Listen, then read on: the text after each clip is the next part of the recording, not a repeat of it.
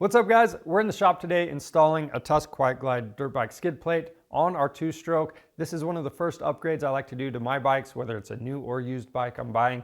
That way I can protect my investment. So some unique features with this is you've got the linkage guard built in.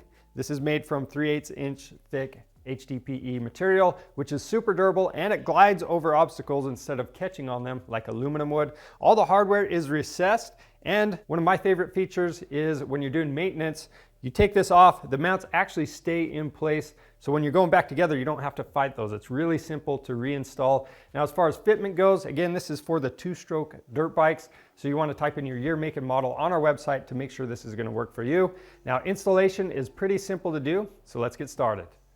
To do this job, we have our Tusk skid plate that comes with the mounting brackets and the necessary hardware along with some blue Loctite. Other than that, you just need a 4mm Allen. First thing we're going to do is install the rear mount to the back of the skid plate. So we've got this hook facing the back of the bike. All you're going to do is apply a little bit of Loctite to each of the shorter tapered screws.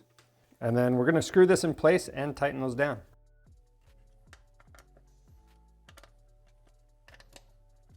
Underneath the bike, we're going to install a clamp on each side of this motor mount.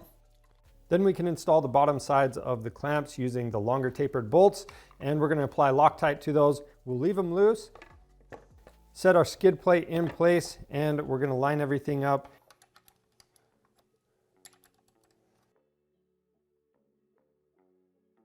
We'll remove the skid plate and do the final tightening on those clamps.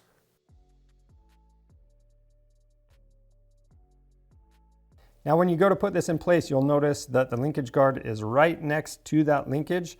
And to make this a little easier to install and make it so you can adjust this around where you need it, what you can do is have somebody press on the back of the bike, and it's actually going to have this linkage raised just a little bit. And that way you can do what you need to do, make your adjustments, and get those clamps where they need to be.